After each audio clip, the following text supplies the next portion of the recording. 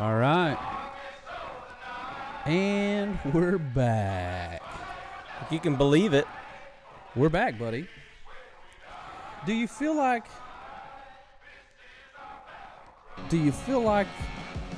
we've ironed out some wrinkles? I mean, have we applied an iron to the shirt? Yes. Mm-hmm. I don't know if the iron was on. We might haven't filled it up with enough water to, get the little steam feature out of the iron yet. Yeah. But an iron has been plugged in. I'll point this out. You've got headphones. I do have headphones now. I've got the right headphones. We've got a mic system. We've got good mics, yeah. We've got good mics. We've got good mics. Mic stands. We've got nice mic stands. A little mixer. Mixer. We got the cameras. It's we working. Got this mic. Last week we had Jessica Bond with us. Yeah. Sat right here. Use right this here. mic. There we go. I feel like we've just a little. Yeah.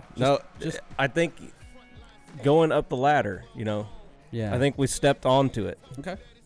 Like first week, we stepped onto the ladder, climbed up to like the 5th rung, and then fell off. Broke our leg. We did 2 weeks well. Yeah, but those were the maybe weeks. We made it. Maybe we made it 10 steps. Yeah, up. we made it up real high on the ladder, fell off, and got in the body cast for a week. Yeah, episode 3 was just a recovery. It was more therapy for us. It was rough because we recorded 3 podcasts that day. And 2 of them were garbage.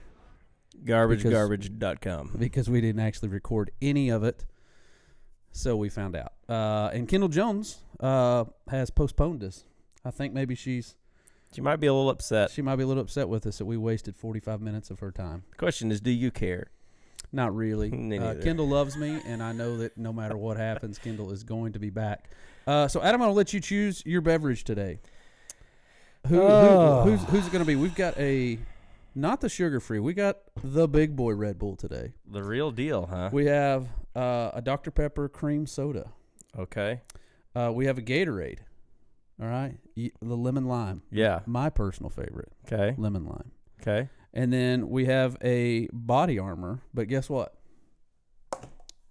Ya boy drank it already. So that one's out. Not even worth mentioning at this point. Well, it could be because we're talking about potential sponsorships. Listen, we are going to get a beverage sponsor.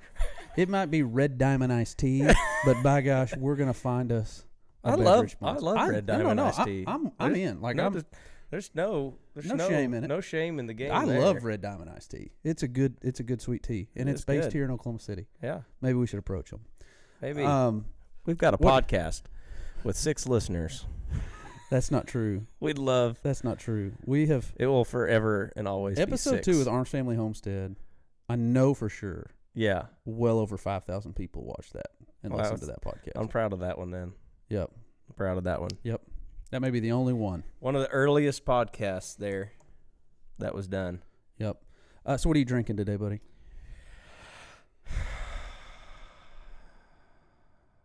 Yeah, you know I'm not picky. I know you're not picky, but you even referenced I didn't know there was a Dr. Pepper cream soda.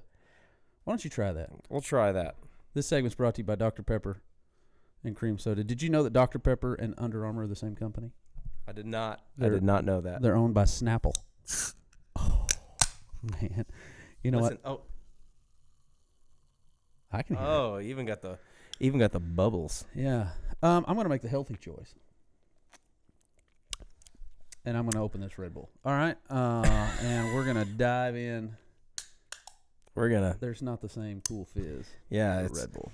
These are cardioid mics, which means that you have to be behind them on this side of the line. I still don't think there's no fizz to it. Yeah, there's just pain and suffering in that bottle.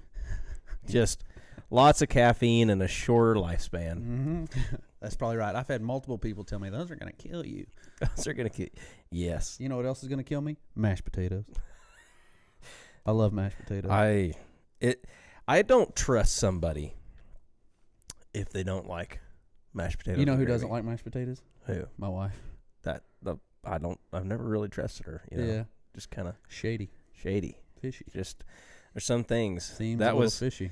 That was kind of one of the things with my wife when I met her, and you know the story well.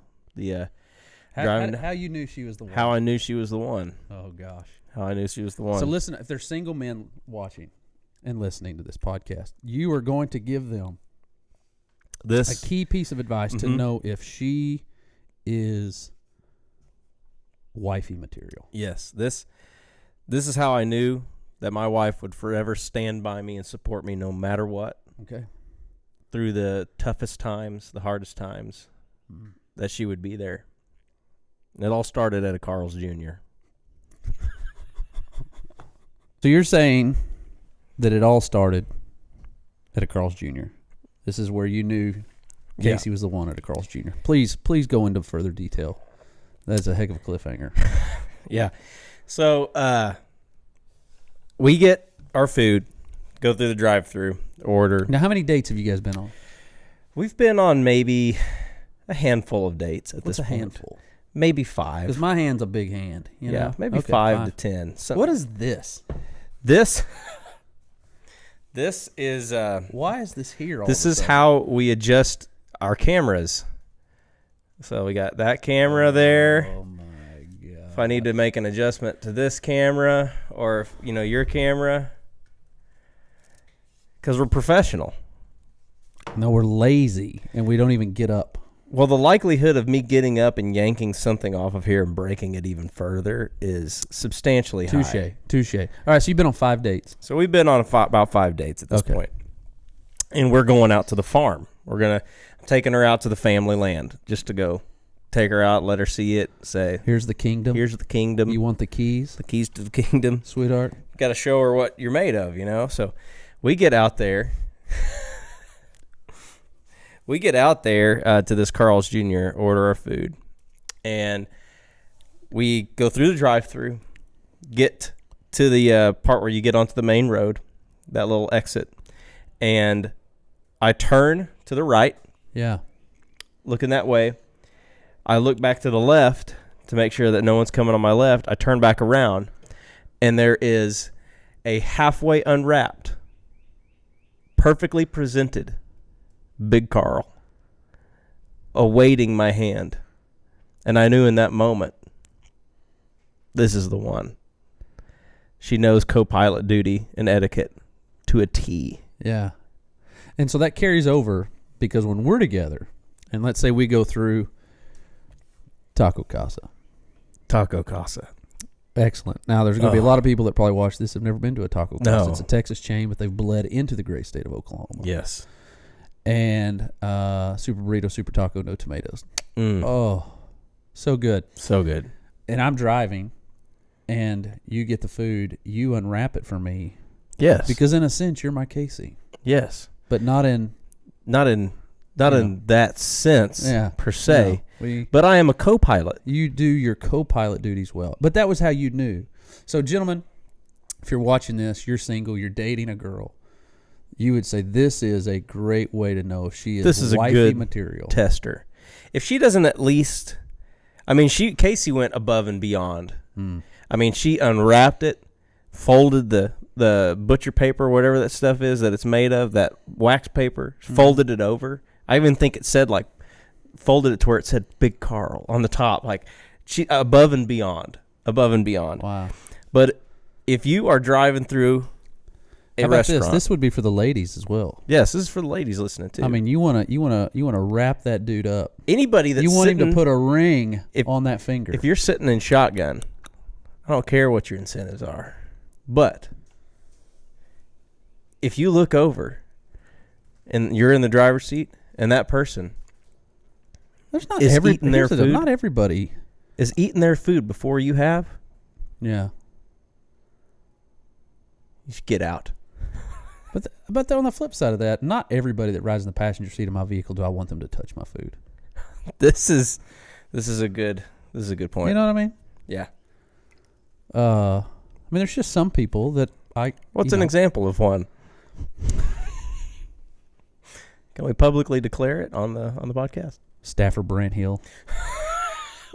was thinking Brant the whole time. Were you really? I was going 'Cause to say, was too. What about Brant?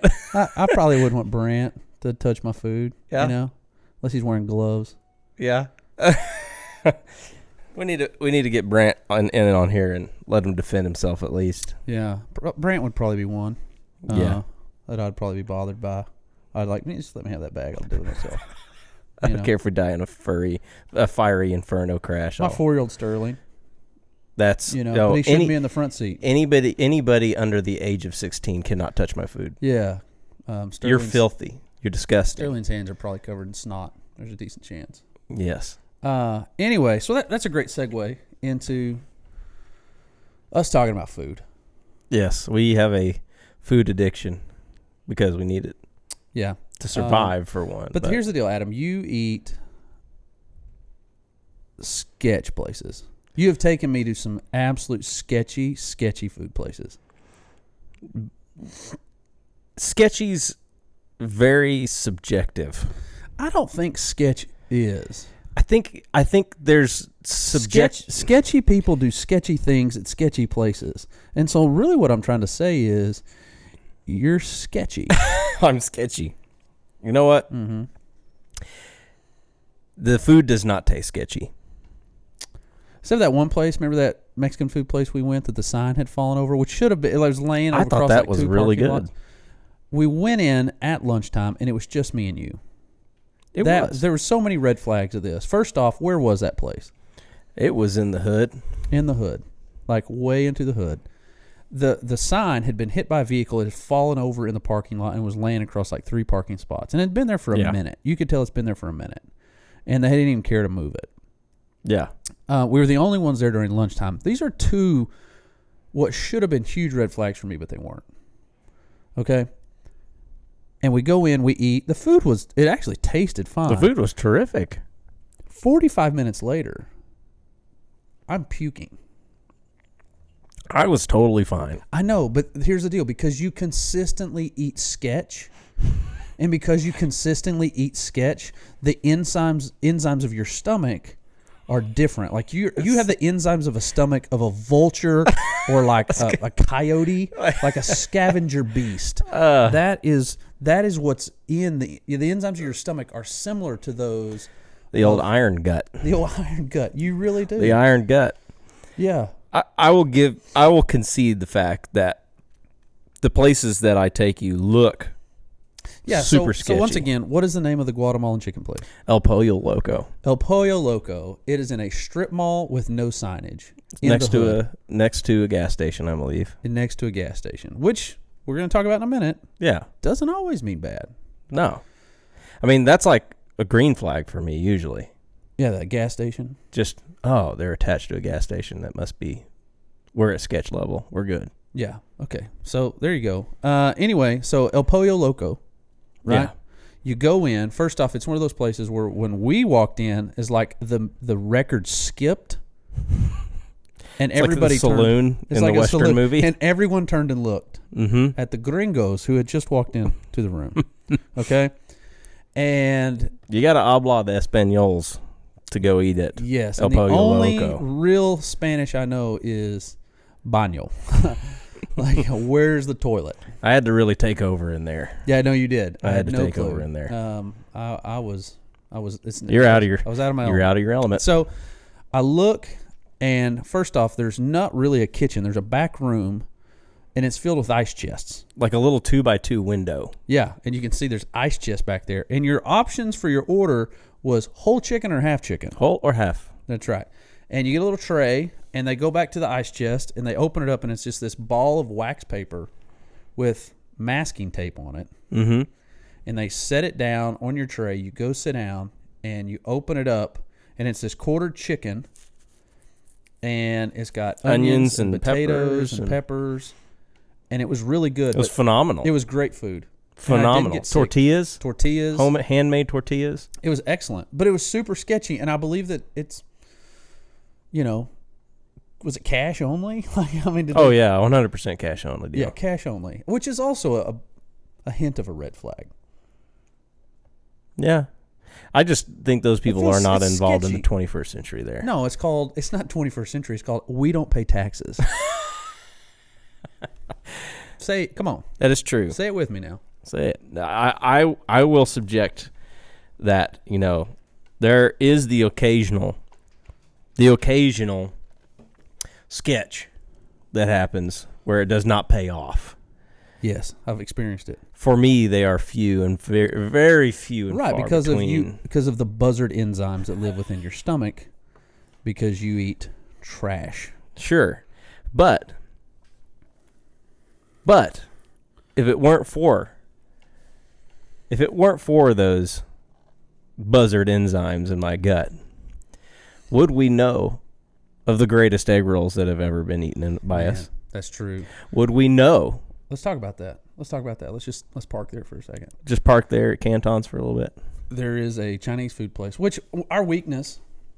Oh, it's 100% Chinese food. Me and Adam's weakness is Chinese food. And that one's come back to bite us multiple times. There's some Chinese food that even the buzzard enzymes have not. Remember that place in Florida? Oh, gosh. What was the name of that? Oh, gosh, I don't know. You might need to text. Lake Wales. You might need to text Cliff and be like, hey, what's the name of that restaurant? I'm texting him right now. So how this leads into, so we were in Florida, and were we coming back at that point? Were we leaving? No, we were showing up. We were showing up. It was like before, because we called the Cliff. Golden Lynn. That's in the Sulphur. Golden Lynn. That's in Sulphur. That's in Sulphur.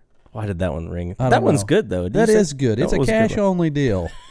All right. The Golden Lynn in Sulphur, Oklahoma is cash only, but it is tasty. It is tasty. But text Cliff. But we were headed into to go on an alligator hunt. Yeah. And egg relocation or alligator relocation, egg hunt, and not alligator like Easter hunt. Egg, but we were gathering alligator eggs. Egg hunt sounds funner. It does. Funner. More fun. But we were starving. I think we're under attack. Yeah. And we were hungry. And, of course, the kryptonite drove by. There's this Chinese food buffet. Yeah. And we thought, oh, God, that sounds so good. It was something like Palace. Something with a palace. Yeah. And a jade or a something. In a strip mall. I mean, your run-of-the-mill Chinese food buffet place. Missing tiles. Yes. Everything kind of had a tinge of dust on it. And, which, I mean... Oh. Including the General Tso's chicken. Just a layer of dust. So we go in there and we eat, and we were like, you know what? That was, average, if not below average. Yeah. That will, as we say, that'll make a turd. That'll do. And we get to almost there, and I think you were texting with Cliff. Yeah, 5L Outfitters. That's 5L Outfitters. Yeah. And Cliff, we told him where we went, and what does Cliff send back to you? Well, at first he was like, no, you didn't. Which is a great... he's texted me. Which is a great response. Oh, no. It didn't again. Oh, no. No. Jeez. No. You can't see this. If you're listening to the podcast, you can't see this. Brad, hold your camera up to the... Oh, gosh. This is why you get the bonuses from... I don't know if you can see it. Those are raccoons. Oh, they're raccoons. Anyway, it's just a whole bunch of dead raccoons he just sent. But the name of the place is China Pearl. China Pearl. Yeah. That's right. So we tell Cliff we eat at the China Pearl, and he says, no, you didn't. Yeah, he says, no, you didn't. And he says, I'm not 100% sure, but I may be supplying the meat to the place through wild hogs that we're catching off the range. Cliff very well might be the pork distributor. Yeah. For this China Pearl. I don't know. I mean, I'm not throwing out any accusations. I don't want any lawsuits against us. No, we cannot. We can't end this with we cannot confirm or deny. Yeah. We'll just say it was sketch. It was sketch. Yeah, but Chinese food is our weakness, and there's a place that normally I would not go to. Yes. It's next to a used appliance center. And I believe a vape shop. And a vape shop. It is. It's next to a no vape windows. Shop. There's zero windows in it. And it's called Canton's. Canton Chinese restaurant. And fun fact, my parents went on their first date there. Wow. And our good friends that live in Luther went on their first date there. The people they always go on cruises with. That's interesting. So they had that in common. Cantons is the Cantons connecting point. But it has unbelievable egg rolls. Unbelievable. All the good food Chinese is, food. I mean, it's great Chinese their chicken food. chow mein. Oh, It's the best I've ever had. it's great. No one can touch it. Yeah, it's great. No one can touch it. But it's super sketchy looking place. Yeah, So you would not perceive that. So there's a level there. I'm with you. Speaking of places that look sketchy, Yes. but actually are excellent, Yes. the Chicken Shack. The Chicken Shack in Luther, Oklahoma. Yeah. Most people try to avoid Luther.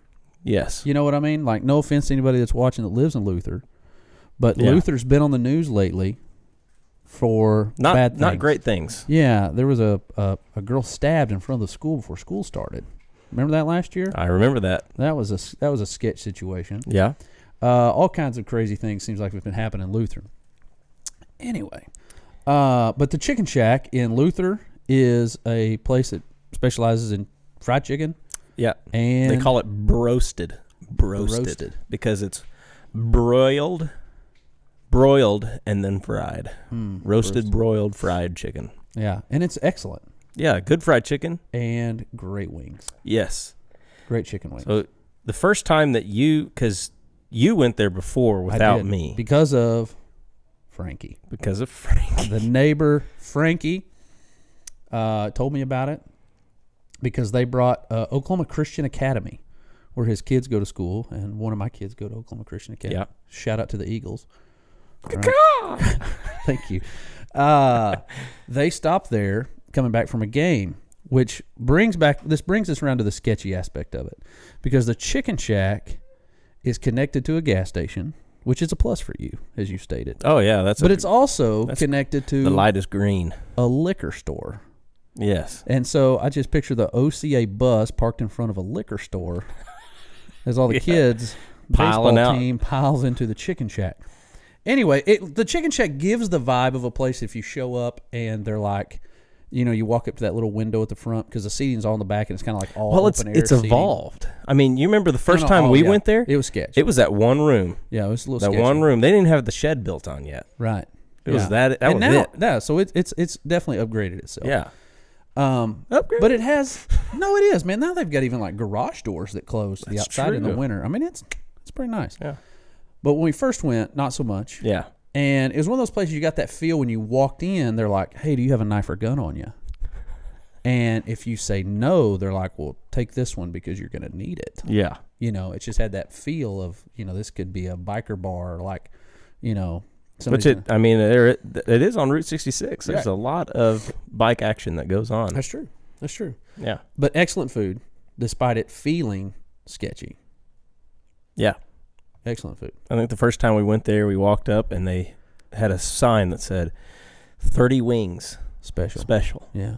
30 wing special. I remember eating them with you, and I don't know if it was the fact that we were just really, really hungry or that they were what they were, but I remember looking up at you and saying, I really think these are the best wings I've ever had in my entire life. Yeah. Would you still say that? No. Where's the best wings you've ever had?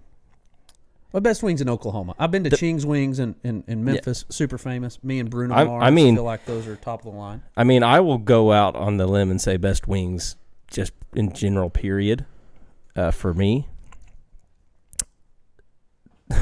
Talking about sketchy, the ultimate in sketch. You can only get them after dark. Oh. Yes, okay. Keep going. You can only... In fact, I would say you are not guaranteed to get them. No, you're not. There's no guarantee. There's no guarantees. But if you can get them at that beautiful, glistening red trailer off of MLK In 23rd. and 23rd Street, Oklahoma City. Bobo's Chicken. Bobo's Chicken. Let me tell you, The folks, legend, I It would is a say. legend. It is a legend. Bobo's is legendary. They open at what time on the weekends? After dark. There's no time set. There's After no hours. sun goes there's down. No website. There's no social media account. There's just a No group, phone number, no nothing. nothing. Yeah. It's a red trailer, and if it's there, they're open. And if it's not, screw you. Yeah. They're we not just do what we want. Yeah. And it is, and It's sketch. Me and you have been. Yep. I've been multiple times. You've been multiple times. Going I've been since high school. Yeah. We went, I don't know, a year and a half ago. Yeah, something like that. We just on a whim. We go, so sketch. Where were we coming back from? I don't remember. I don't remember where we're coming back from some trip. Yeah. And I was like, it's Friday night. Bobo's is open. And it's 10 o'clock. We should go. And we went. And I had a gun. Made sure I had a gun on me because there have been multiple drive-by shootings. Multiple. At that Bobo's parking lot. Yeah. Anyway, so Bobo's Chicken. There's been multiple drive-bys. Dangerous place to be. But It is not a place that you want to be unprepared without your head on a swivel. Yeah. You just want to be paying attention, but it's incredible wings. Incredible. But you would also say there's another place that's got great wings, but you wouldn't expect it to have great wings. And that's Smokin' Joe's Barbecue. Smokin' Joe's. In Davis, Oklahoma. Had no idea that they had wings. And we walked in one day, said, special. And we were like, oh, okay. I thought they'd be like, I was just in the mood for your basic B-dubs fried chicken wing with some sauce on it. Yeah. Had no idea what we were about to get. Smoked wings. Smoked, fried wings with just your good old-fashioned buffalo sauce, buttery buffalo sauce goodness that mixed with that smoky. And they weren't like, they're whole chicken wings too. Like they're not like the, drum and drumette flats or whatever they call them. Drumette and flat, I believe, is the proper culinary term that they use in the industry. Yeah. So, but they are phenomenal. And in fact, Casey yesterday, she made wings. Nice. And I would say definitely top 3 wings I've ever had in my entire life. She made homemade Korean barbecue sauce. That was what we tossed them in. But the sauce was phenomenal. And I told Casey, I said, I don't say this lightly, but top 3 wings I've ever had in my entire life. They were phenomenal. I told her, I said, when Brad and April come out for dinner, we're going to make some elk something so I can stop hearing about it. And then you're going to make wings for an appetizer. And everybody's going to wish that we just had wings. Yeah. Because they're so good. Well, I'm looking forward to that. Now, speaking of sketchy places, can we talk about... Oh, it? Can we talk about it? Have you ever ate at a sketchy place in Pauls Valley, Oklahoma, Adam? I don't know if it should be called sketchy. This is one of those situations. It's a chain. It's a chain. It led to sketchiness for you. It led to apocalyptic situations for me. Yeah, it did. We had a big meeting. We had a big meeting in with a client, and the meeting went really, really late. For Full Strip Media. Yeah. Our media company. And we got a contract. Yeah. We were celebrating that. So we're like, okay, let's go celebrate. But it's late. It's like 10 o'clock at night. Oh, we didn't start until 11. Like, it was so late. Right. And the only place open was... Chicken Express in Pauls Valley, Oklahoma. And we go in, and we're like, hey, are you guys still open? And they're like, yeah, for a few more minutes. Yeah, we got 5 that have been sitting here for about 7 hours. Right. Some chicken strips here for you. So we ordered it up. This okra, I've been keeping it warm in my armpit. So we order it up.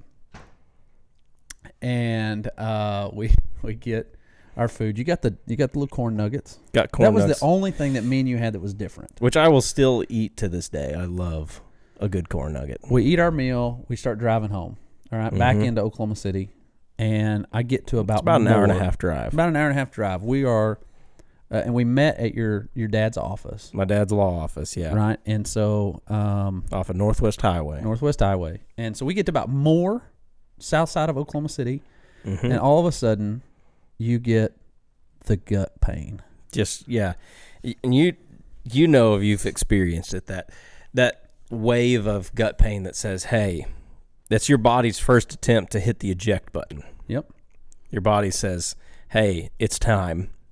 And at that moment in time, I looked over at you, and you asked me, you good? And I said, yeah, I'm in control of my body. Yeah. Yeah. I'm the boss. You felt like you were in control, so you're just kind of like dubbed over, like, oh. And then you're like, no, I'm going to make it. It'll be fine. And it goes away. It'll be fine, yeah. And I'm saying, you sure don't need to stop? You say no. And so I drive, and I get about a mile from your dad's law office. And the second wave. And the second wave is always freaking worse. Genghis Khan is coming over the wall. Vengeance. It's there. It's vengeance. And it hits you, and you're just like leaned over in my truck, just like, oh my God, my stomach, man. I got to go to the bathroom. Bad, dude.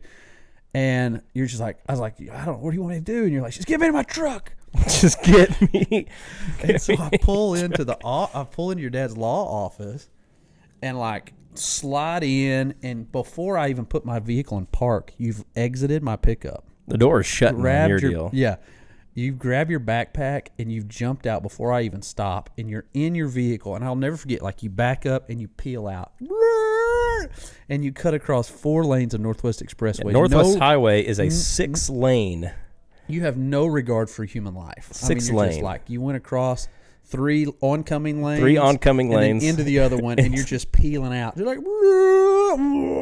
and I'm watching you leave. I'm like, golly, this dude. I was really proud of the old 1992 Chevy Silverado 2500. It was getting it. Long bed was it getting it and everything. You were gone. I still got about a 30-minute drive because I live in Solo. Yeah. Southern Logan County. Shout out. Anyway, so you fly down the road. I'm driving home. I'm almost home, and I get a phone call from Adam. And it's like midnight. Yeah, I had nothing to say other than, Brad, have I got a story for you? And I proceeded to tell him a story. I did fly down Northwest Highway at, I don't even know how fast it was going. I think I ran maybe a red light. Maybe, may or may not have ran a red light. So you whip into this. You just said to me, you said, Brad, do you know that On Q? Which is a big gas station in Oklahoma. There's lots of those. You know that On Q at 63rd and Northwest Highway? And I said, yeah. And you might want to let that air out for a while. They have a door by the bathroom down on the end. Yeah. And you like jump the curb, slide in, put it in park. On Q has that. It's not a door. It's a gleaming beacon of hope. It's hope. That's all it is. It's telling you, if you've got an emergency situation, we understand that you don't want to walk through the whole gas station. So I pull up to that. I get out, do the penguin walk out of the truck, up to that door, waddling. Body is like, I mean, if you're in the cockpit of the pilot, or the pilot's cockpit, the red lights are flashing, buzzers are going off, things are dinging, that little altitude meter's just spinning. I mean, you're in a full spiral. Yeah, it's bad. And I grab that door, pull that handle as hard as I can, ka-chunk, and I read on the door, this door locks automatically at 10 p.m. every night. Yeah, that dude's been locked for 2 hours, bro. And my body, in that moment, said to myself, you're not going to make it. Yeah, you're in trouble. So you got to waddle down to the other door. So the nearest door is 20 yards, 20 yards down into the center of the restaurant. Every on-cue is the same way. And so I start to walk. Again, I'm full penguin at this point. I mean, butt is clenched so tight. Walk all the way in. And if you've never been to an on-cue, the first thing that happens when you walk into an on-cue is, per their policy and their training, I know this just because my brother used to work at the on-cue out in Weatherford, and he said anytime they came in, they would get in trouble if they didn't go, hello. And so like they could be across the store, across it.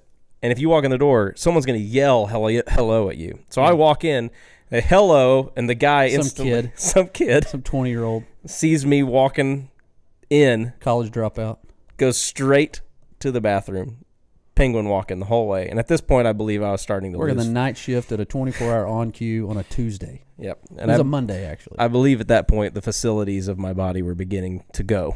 Yeah. They were beginning to say, the plane is crashing. We're out. Yeah. And so I get into the bathroom, walk in. As I walk through the door, as I waddle into the door. You're peeling them down. I'm peeling it off at this point. Now, you go to the first stall. First stall. Thank the Lord nobody was in it. No mercy was If there was somebody in there and they hadn't locked that door, can you imagine what would have happened? Because, Adam, I believe you told me that you opened the stall door with your bare butt cheeks. Oh, 100%. You had them down and you were backing up into it. Yeah. Luckily, there was nobody there. But the problem was when you were almost to the seat. Tell me what happened. When my butt cheeks hit the door, backing in, I got to about half sit, 3/4 sit, something about in that range, maybe quarter sit. It wasn't good, but my body said, "Close enough! Release Bombay doors!" Oh, okay. I mean, it was not. I mean, we were going for a spray tactic at that point on the attack. We were not going for precision. Oh, the quality of the content. It's really We've really escalated this podcast to the next level. But so we're talking the tank. Just you blast the tank of the toilet, and then as you're coming down, you continue to blast the seat. Yes. So I proceed to sit into my own feces. Because your pants. I mean, you're I can't stop myself at this point. You're going backwards. Momentum's I'm taking you there. half to 3/4 sit. Like you can't pull up. No, you're right. Can't pull up. You're right. And so I finished the last little bit that was left. So at this point, I have no other real option but damage assessment. Mm-hmm. We just got to clean up at this point. Just salvage what left of this train wreck that has happened. Right. So I reach Good over. thing you got one of those big industrial rolls of toilet paper. Good and like a double. Like when the one runs out, it's got the other one. Yeah. So I reach over to that thing and I pull on it and it goes. There's no toilet paper. I pulled the last sheet off. I mean, I had one square. Yeah. That's like having a 22 pistol going up against the Spanish Armada. Yeah. Yeah. A little Derringer. Yes, a little Derringer. So I realized I got to do something at this point. And this was a 2-holer. This bathroom was a 2-holer. So I knew there's one other stall. Yeah, so you stand up, pants are at your ankles. Had my concealed carry gun Just strapped to the back of my pants. Just drag it off. And you have feces. Just everywhere. From about mid-back. It's just everywhere. Down to your knees. It's just everywhere. And you're bare. Just bare naked. Hiney. Just bare naked. Oh, God. So I go, I got to get out of here, so I open the stall. But it's late, so there's probably not anybody in there. Yeah, the likelihood. Okay. Yeah, it's late. So I get up, open the stall door. Peek. I don't think I peeked. You just went for it. I just went for it. Okay. I walk out. That's probably where you went wrong. Well, here's the thing. There was nobody there when I looked at the first. Yeah. But when I was standing out in the middle of the thing and I gave it the second glance, a guy had just... Because OnQ doesn't have doors. OnQ doesn't have, front doors. It's just the little turnaround thing, So the first look, no one's there. But the second look, a guy had made it through the turnaround. And we made eye contact. But your back is facing him, so you kind of... It's an over-the-shoulder kind of... Yes. And so all he sees is this... Feces-covered... feces-drenched ginger... man dragging a pistol on his pants. Bare butt. Behind him, yeah. And I broke the cardinal rule in the bathroom for men's restroom, and I made eye contact. Oh, God. I made eye contact. Oh, God. And in that moment, I could see the horror on his face, and I had no other thing to do. I just didn't know what to say. I just yelled, "I'm so sorry," and then just got to the other stall. Can you imagine that guy? I'm sure he's traumatized. Yes. He goes back home and his wife Melinda is like, where's my Diet Coke and pork rinds? He went to the OnQ because his pregnant wife needed a Diet Coke and some pork needed rinds. a fix. I need a Diet Coke and here's pork the deal. rinds. He showed up without it. No. He left there. He went in a trance. He made the mistake of going to the bathroom PTSD. first. Yes. He may never use a public restroom ever again. No. Anyway. But I got into the other bathroom, the other stall. We got cleaned up. Luckily, there was toilet paper in there. And took some toilet paper back into the other stall with me and just tried my best because I realized it hadn't flushed yet because there was stuff all over the sensor and it wouldn't...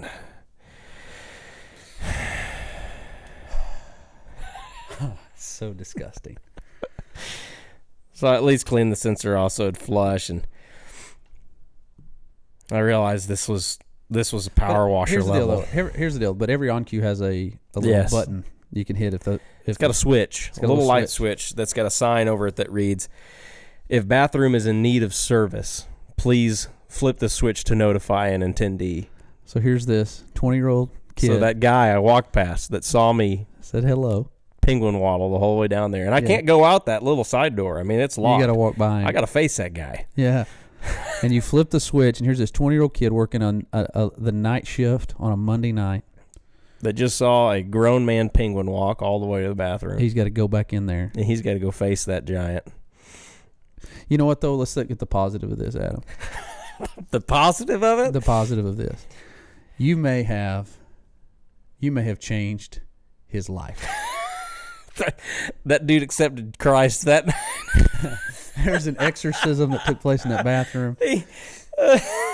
So Adam, you got to look at it this way. All right. What am I doing with my life? Listen, can we bring a camera to me?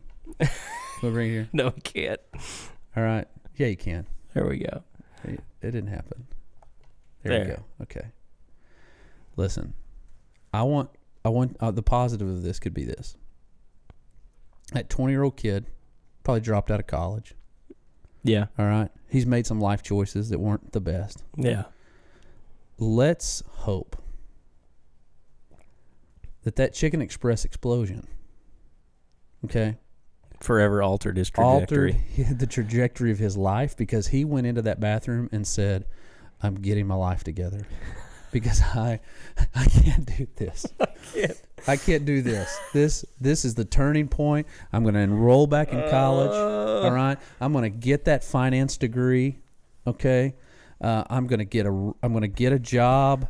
I'm going to get right with the Lord. I'm going to get right with the Lord, and I'm going to get a job that doesn't require me to clean up what I just saw." So let's just hope that is what took place. That's what we'll chalk it up to. That's what we're going to chalk it up to. Oh my gosh! Can you believe we just told that story? You know what? At this point, it's the quality content, Adam, that people are craving. I just got no shame left at this point. You know, you've got no shame. No, that's just exactly no right. You have left. no shame. But you know what? That comes with children. But it does come with children. It does come with children. Did you know that coming back from a soccer game, we were on the interstate coming from Tulsa. My 10-year-old daughter had a soccer game, and so I've got a full family in the minivan. All right, because we're minivan people. Coming back from the soccer game, and Sterling, my 4-year-old, has to pee. We're on the turnpike. There's no place to stop. Miles of nothing. No. And so we decide it's Gatorade bottle time. Oh no! All right. How old is Sterling? He's 4. And He's so like, all right, 4? buddy. He's 4 years old. He's in the very back.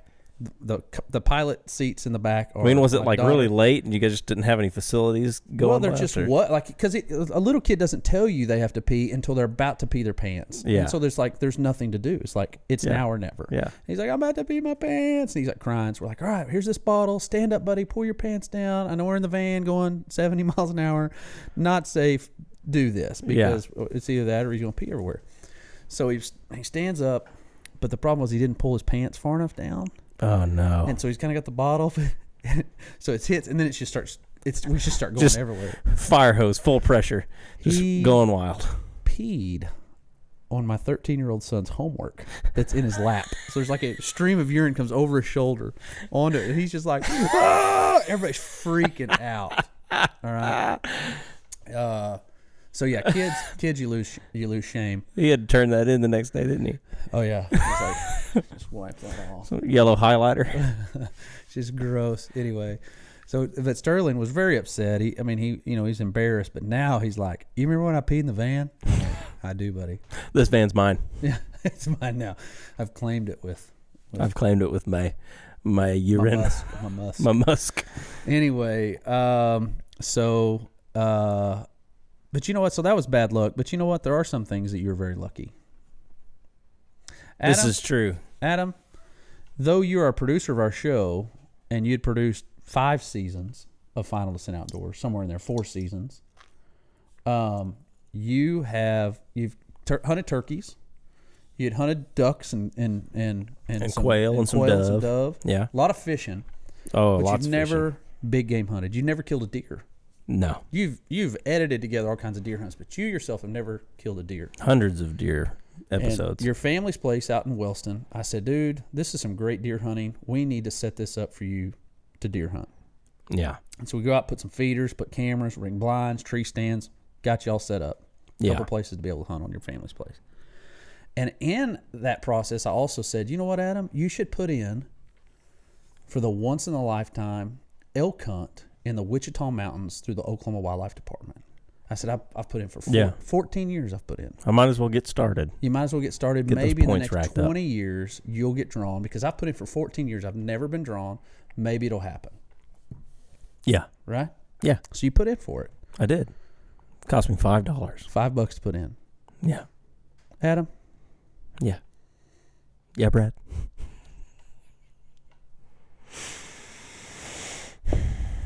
About, I'll pick up. I'll pick up here. This is heavy bitter. A lot of bitterness is being Go had. ahead. You let it have it. About, I would say, October. Okay. Maybe mid to late October. I get a call from the Oklahoma Wildlife Department. And why are they calling you, Adam? Because you have not opened multiple emails from them. Yeah. I don't have time for that spam action, you know? Okay. I'll tell you what, I open up all those emails now. Yeah, I bet you do. Every single one of them. But they call and they say, hey, are you Adam Carter? And yes, I am. Well, we just wanted to know if you were going to use your Oklahoma bull elk tag that you were drawn for in the Wichita Mountains. And because you haven't responded to any of our emails. Yes, and I said, what do you mean? Like, what? Yeah, you were drawn for this once-in-a-lifetime hunt. And I was like, oh, okay. Well, when is it? It's in about a month. About a month. Like, oh, my gosh, what? And so at this time, I'm like, hey, cool, you know? Yeah, so you call me. You call me. Yeah. You know? And I had no idea what I was getting into. And I called Brad, and I said, hey, man. Well, you didn't realize even how big of a deal it was. No, I had no idea. That there are thousands and thousands and thousands of people that put in, tens of thousands that put in for this. No idea at all. And your little leprechaun, lucky, ginger self drew it on your first freaking attempt. So I call Brad and I say, because at this point I still don't know what's going on, and I say, hey, I just got a call from the Oklahoma Wildlife Department. They told me I won a bull elk hunt. And what did you say? Shut up. No, you didn't. And I said, yeah, no, I'm curious. I'm not joking. I mean, they literally, like, you started reading to me like this email. You went back and found emails. And and I'm like, you have got to be kidding me. You drew it. Yeah. And you've never killed a deer. No, never. You've never killed anything on four legs. Right. Except for that one cow. Yeah. That broke his leg getting in there while y'all were working. And you put her down and butchered her. Had to butcher her, yeah. And so you know nothing about it. No. And I'm like, okay, you're going to go on this hunt. First off, we get a CVA Cascade rifle, 308 rifle, get some Fort Scott munition, and we're practicing. Because I'm like, Adam, you need to be able to shoot out to 400 yards is what you said. Yeah. Which at that point, I'm like, what the? I can't do this. I don't even have a place to try to shoot 400 yards. We made one, though, didn't we, buddy? Yeah, we got to where we were shooting 240-something yards. Yeah. And he was like, I remember you said specifically, hey, if you can just hit a 55-gallon drum. Yeah, that's what I said. If you can hit a 55-gallon drum, you'll kill this elk. Because that's how big he is. Yeah, that's going to be what you're aiming into the chest cavity. And so we did a lot of practicing with that rifle, that CVA Cascade 308 and the Fort Scott munitions ammo, and got to where I was fairly confident in being able to do it. And the day of the hunt comes, and you said one thing to me. And you said, you're like, I know you don't know a lot about hunting and stuff, but here's one thing. One thing. What was it? I looked at the weather. You're going to have a north wind all 3 days. Adam, put that wind in your face. Put the wind in your face. Yeah, because they'll smell you, buddy. So we get out, and head to the orientation, go to the orientation, do the whole thing. And at the end of the orientation, they load everybody up into the bed of a pickup, and they drive you through your little 5,000 acre. I say little. They drive you through a 5,000 acre. They divide the hunters section. up into just kind of groups units, of 12 units. Yeah, and this is where you're. So I was in J section, and we all got in this pickup, snowing. You had on a T-shirt because I'm prepared. Yeah, you are. I know exactly what I'm doing. You're an elk hunter. I know exactly what I'm doing. You're an elk hunter. So we get in this truck and we drive around this property and see it. Beautiful country, like Wichita Mountains are so cool. Yeah, they are. And that whole time, we go up to the top, the north side of that property, and we see our first, 6x6. We see our first 7x7. We see all these elk up there, and guys are pounding on the truck because what they do when they drive you around is you pick your spot. Yeah. Where you're going to get out of the pickup tomorrow at 5. Yeah. And they are going crazy, all these guys. So 10 out of the 12 guys in the truck, they get out on the north side. Right, yeah. And I just heard one thing in my brain. That advice from old B. Rad Clay. Keep the wind in your face. Master guide. Keep the wind in your face. That's right.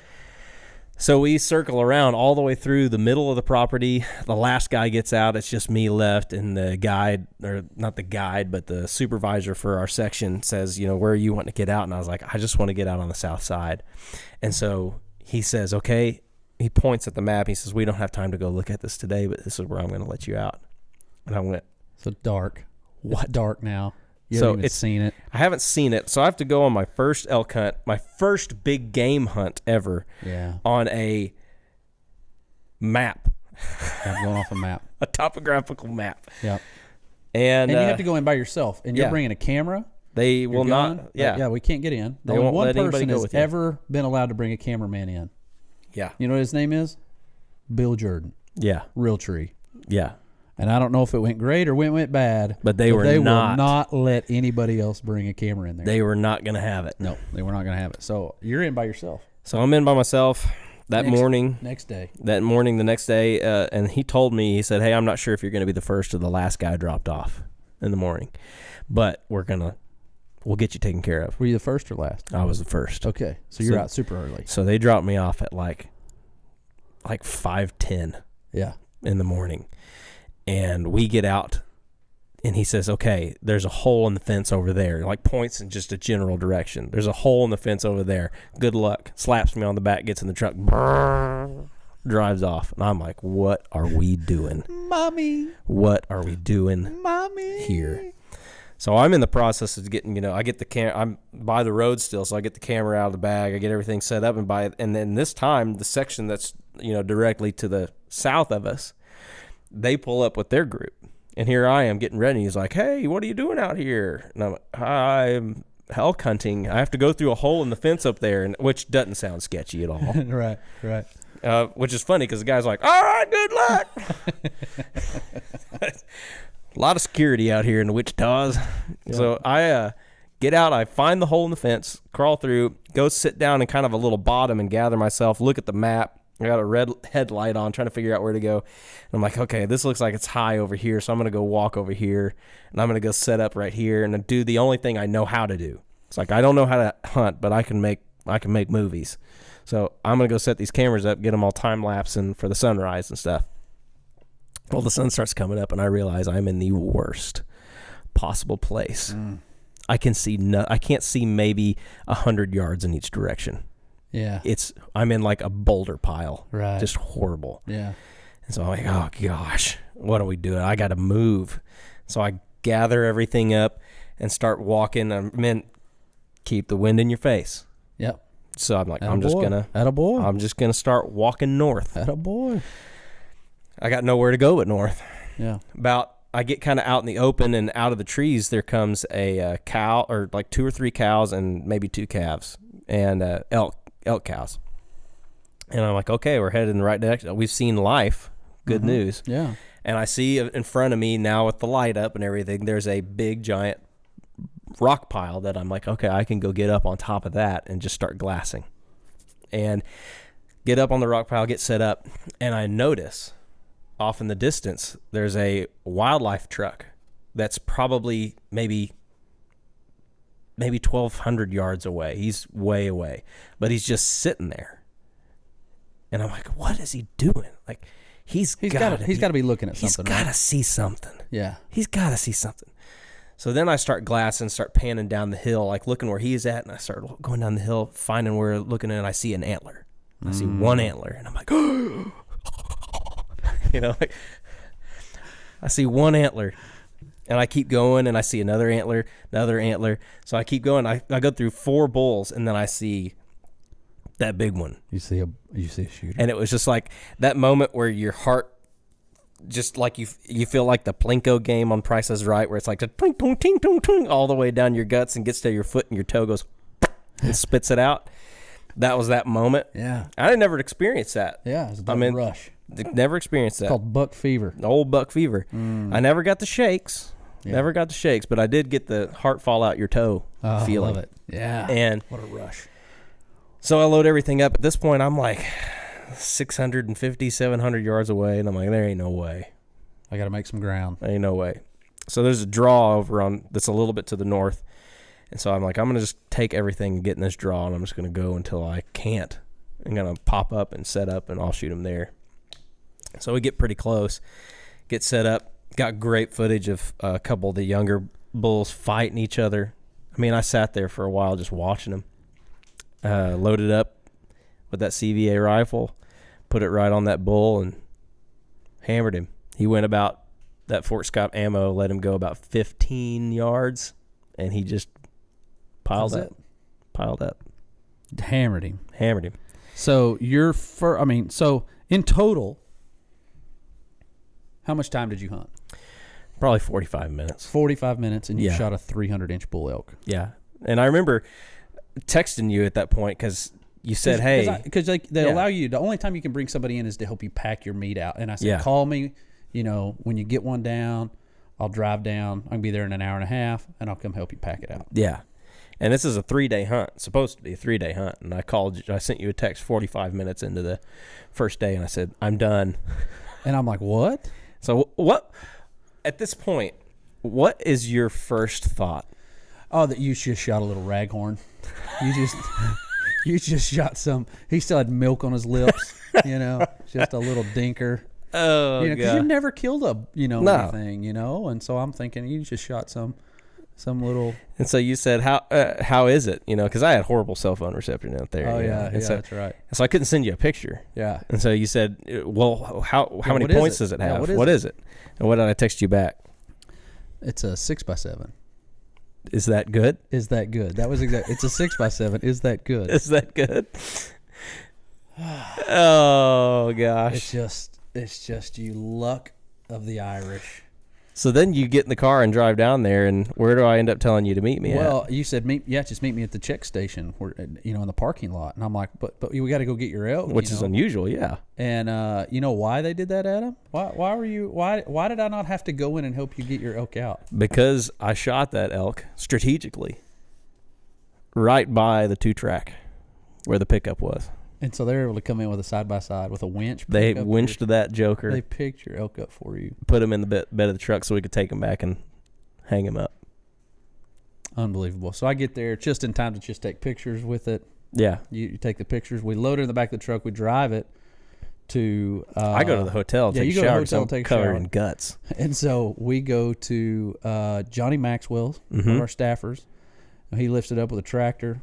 And we skin that sucker out. Yeah. And you get all that meat. And you made reference to this earlier, but how does that meat taste, Adam? It's delicious. You know what? By the time you got there, I had about 80% of the deer or your elk caped out. Yeah.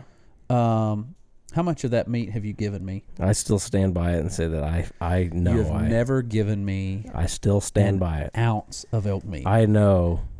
Adam, hey, where's that rifle at, Adam? Adam swore to me that this rifle was in Raiden, Oklahoma, in our hunting lodge. He says it's sitting, it's where it's at. It's either in the closet or it's leaning up in a corner. I made 2 freaking trips. 3 hours one way, okay? Do the math on that. That's 12 hours of driving, Adam. Oh, my gosh. Looking for this gun. Where was the gun at? And you swore to me, said, Brad, I swear to you, that's where it is. I swear. That's where it is. I promise you, that's where it is. Where was that gun at, Adam? The gun, it was in the closet at my parents' house where we were living. Yeah, it was. Yeah, it was. Hey, I ate my crow, and I ate it well. You know what I haven't eaten? Elk meat.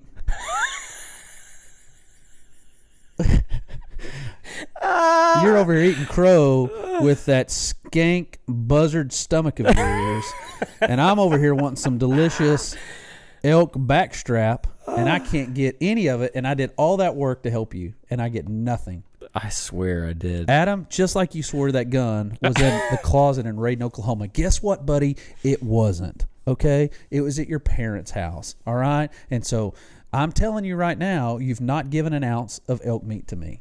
Okay. Well, we'll make it right. Let's make it right. We'll as make soon it as right. possible. But you know what? You're not done with the luck of your hunting adventures. Okay. No. We're sponsored by Reveal trail cameras. Yeah. And we went and put some of those out. So you got cell cameras. Yeah. And you're busy building a house. So Yeah. you're not really focused a whole lot on deer hunting. You're trying to get your family into a home because you're homeless. Yes, we were living with your parents at my parents' house. Right. Your wife's pregnant. You're trying to get through all this. Okay. I even blocked that part out of it. Gosh, Yeah. it was a lot. Yeah. So got nobody to blame but yourself. Nope. Can't do that. Y'all are building a house. You're not paying any attention. I glance because we share on our app. Yeah, we're all on the same family. We can see family plan on our Reveal cameras, and I check your camera, and we had a really nice, about 21-inch 8-pointer. Had a couple nice 21-inch wide 8-pointer. Yeah, we had a couple nice books, but this was a really wide 8. Yeah, beautiful deer, and we had a bunch of pictures of him in velvet, and then he disappeared. And then roll around about mid-October, we start getting some pictures of him again, and it rolls around to rifle season, and I just glanced, for whatever reason, at your camera. And that sucker has been in there 4 days in a row, from like 3 o'clock in the afternoon till dark. Like 4 days in a row. He's just hanging out. Just hanging out, bro. Just by the water cooler. I mean, he's just chilling. Yeah. Here's this beautiful 140-inch 8-pointer. Like, I know everybody said 140-inch 8, like legit 140-inch 8-pointer. And I said, Adam, have you checked the trail camera? And you're like, oh, no, man. No. The battery's still working in it. I can't believe it, you know. And I said, no, it's working. And that big 8-pointer's in there. And I said, if you don't kill him tonight, then I'm going to kill him tomorrow. I'm going to hop that fence. I know where it is. I'm going to go do it. It's my feeder. Yeah. It's my blind. Yeah. And guess what, Joker? If you don't take advantage of it, I'm going to. Yeah. And what did you do? You took advantage of it. Yeah. So I was like, okay, we're going to take a break. And hadn't spent any time with my son, Hurley. It's just, the house is just all consuming. Mm-hmm. And got Hurley and said, hey, we're going to go hunting. So we got our camo on, and I believe I put like a camo hoodie on because I couldn't find the rest of it because it was all in storage somewhere. And we went out, and on the way out, we got out kind of late. And on the way there, we got onto the 2-track, headed back into the property, and we saw a coyote. And Hurley had never seen a coyote before. And so he was standing in the road just staring at the pickup about 70 yards away. And I said, if you sit there for any longer, you're in trouble. And right then when I said that out loud, he sat down on his hind end, and I went, game over. So I got you borrowed a gun from me. No, because I was bound and determined, convinced that 308 was in Raiden. Right. And so you swore to me that's where it was. I don't have a gun. That's the thing. At that point, I think it was in Raiden because the reason I didn't have it is because you took it to go deer hunt with it. And I got it back when I came out there. But we did that. We did that. That's when it was. But moving on. Yeah. I had the 7 mag. Yep. CVA Cascade 7 mag, and went out with it. I was nervous because you were like, yeah, it should be okay up to about 100 yards or so. I was like, what's that mean? I had a chance really to sight it in a lot. We shot it out to 100. Like, you're good. Mean? You're good. So we got in and we shot this coyote. Blew him down. Just smoked him. Yeah. Just hammered him down. Just dropped where he stood. And it was good for Hurley because he had never seen a coyote before, and like he was kind of a little afraid of them because he thought they were like a wolf, like a timber wolf. Yeah. I was like, no, I mean they're not. They're a dog. Was that movie where the dingoes were stealing kids? Remember that from the 80s or 90s? Remember that movie? Oh, that you movie. Remember that? Yeah, that movie was like a true story. And that movie scarred me. Yeah, that was a little rough. That one and Ghost in the Darkness. The lions. Yeah, they were eating all those railroad workers. Lions. Yeah, because that's a true story too. That one, freaky, but. He was a little freaked out, so it was good for him to get his hands on a dog and, see that it wasn't something to be afraid of and all that stuff. And yeah. But at this point, I'm like, there ain't no way we're seeing anything tonight. But we're going to go out, and I'm just going to have fun spending some time with my son, and we're going to sit in here and enjoy nature and the sounds and all that stuff, and we're going to sit down. So we just go sit down in front of a cedar tree. You don't even go to the blind? No, I don't even go to the blind. Yeah. So we set up about 180 yards away under a cedar tree. And get the camera out and get it set up, get it pointed in the direction anyway, get Hurley situated, everything. I mean, we're talking, like not whispering, nothing.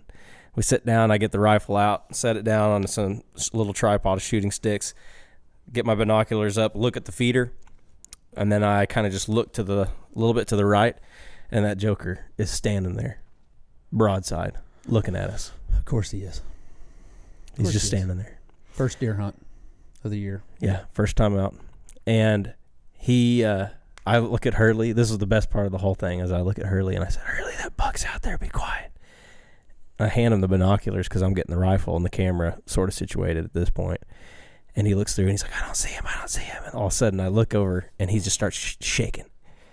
He starts, and I went, oh, he's got it. Yeah. He's got it. Yeah. So we take aim at this buck, and I get the camera turned on, and I mean, it was all so fast. I didn't get the camera in focus like I wish I would have, and shoot this deer, and he goes about 20 yards and piles up in the woods. So, Adam, you have killed a 300-inch bull and a 140-inch whitetail. How much time altogether have you hunted? Probably about an hour and 15 minutes. Or approximately, maybe, give or take. Shot a pig somewhere in there, too. Yeah, you shot a pig, too. So, grand total, you've probably hunted about an hour and 45 minutes. Yeah, something like that. And you've killed a pig, 140-inch whitetail, and a 300-inch bull elk. Yeah. Adam, that's not normal. I told you. Did you know that a couple years ago, I hunted Oklahoma, Texas, Wyoming, Nebraska, which we already talked about Nebraska, that whole experience. Kentucky. Did I say Ohio yet? Mm-mm. Ohio. I hunted 6 states. I filmed 413 deer. Not one shooter buck. I'm just all about efficiency. I mean, it's okay if you want to go out there. Let me tell you what you're all about. Is that when you fart, metal shavings come out because you have horseshoes up your hiney. Okay? You're the luckiest sucker I've ever met in my life. I told you. Not when it comes to food. I told you. Don't bet against a leprechaun. You're going to lose every time. You'll lose every time. Adam, I have no idea how we bring spiritual application to this podcast. I was thinking about it. Were you? I'm glad you were. I was thinking about it. It came to me when I was like talking about soiling myself. Let's go back to that. But I said, I don't have any shame. And that's one of those things that, like, I say it joking, but at the same time, I really don't. No. Yeah. I mean, we talk about all the time. There's no more condemnation for those who are found in Christ. There is no shame because we're covered in Jesus. That's covered right. in his sacrifice and in his blood, which makes us ain't got no shame. Man, that's really good. Because you know what? Satan wants us to live in our shame, doesn't he? Oh, yeah. Satan wants us to, he reminds us. One of my favorite songs is Embracing Accusations by Shannon Chain. You know that song? I do. It says, the devil is singing over me an age-old song that I am cursed and gone astray. And he's right. He's absolutely right. That is. Right. My shame of my sin, the things that I've done, I am cursed and gone astray. But that song goes on he wants you to live in that shame. He wants to remind you of that shame, the things that you've done, your shortcomings, all the mistakes you've made in your life. He wants you to live in that, right? Oh, yeah. But that song says, so the devil is singing over me this age-old song that I'm cursed and gone astray, singing the first verse so conveniently. Mm-hmm. Oh, but he has forgotten the refrain. Mm. Jesus saves. What It's Jesus did amazing. for us on the cross, the shedding of his blood for us, covers all that shame. Oh, yeah. It covers all of it. There is no shame in Christ. You're exactly right. There is no more condemnation. There's no more condemnation. We're not held to that. We're not bound to that. That's not our identity. Our identity, when we become a believer, we become a follower of Jesus, our identity becomes Christ. Yeah. Not what we've done, not our past, not our failures, not our successes. It's Yep. Christ. And none of it by our own, That's right. definitely not deservedness, That's right. and not of our own We power. didn't earn it. That's the beautiful thing is we did nothing to earn You it, could save a wretch nothing like to me. deserve it, Like a wretch like like a me. wretch like me. Yeah. Exactly. No shame. No shame. You know what? So today, maybe you're going through a tough time. Maybe Satan is reminding you of your shortcomings and your failures, and you're living in shame today. Yeah. Maybe you've done some things, man, you're ashamed of. You know what? All of us have. Every one of us. I love the fact that the Bible is filled with people who did shameful things, Yeah. but that is not what defined them. No. That's not what kept them.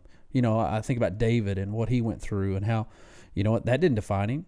He went on to be a man after God's own heart. I mean, Paul, arrested Christians, persecuted Christians. He wrote the majority of the New Testament. You know what I mean? That's just incredible. So God today, uses broken people to accomplish his does. purposes. He does.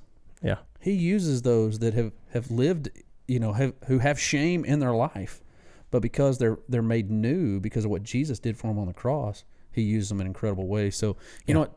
We always say this. We end every episode of our TV show by saying if there's something we can pray for you about, encourage you with, we want to do that. And you know what? I think we should end today doing the same thing. If you're watching today and you're going through something, Listening, watching and listening today, and there's something going on in your life that we can be praying for you, encouraging you about. Maybe there's a sin in your life that's it's just been tough on you, and Satan reminds you of that shame. We want to pray for you. We want to encourage you in that. So you can go find us on social media. You can find us Final Descent Outdoors. You can find us on Twitter. You can find us on Facebook, Instagram. You can go to our website finaldescentoutdoors.com. You can send us a message there. If we can be praying for you in any way, encouraging you, or maybe you're listening today and you're not a Christian, and you're like, you know what, I want to know more about this Jesus guy. We would love to visit with you about that. Wouldn't we, Adam? I would absolutely love that. That'd be awesome. That would make me talking about soiling myself extremely more worth it. All worth it, right? Ain't no shame. Ain't no shame. So, Adam, where can people find you? You can find me at Hurley Films, HEARLYFILMS. Watch me build a house on YouTube. Try to get a hold of me on social media. Notifications are off. Notifications are off. Right. Give me a week. He'll find you. You can find us on, once again, Twitter, Instagram, Facebook, Final Descent Outdoors or FDO Outdoors. You can find us obviously on YouTube. And you can visit our website, finaldescentoutdoors.com as well. Man, this was fun. No shame, Adam. An above average episode, I would say. I think so. An episode to not find any shame in. That's exactly right. Something Thank like you guys so much for watching today. God bless you. We'll see you on the next one. Peace out. Standing with my people, sakes no steeple, all fight all night. We know this thing can be lethal, so we press for holiness and only rest eternally. I feel like but now we're holding down without a doubt. We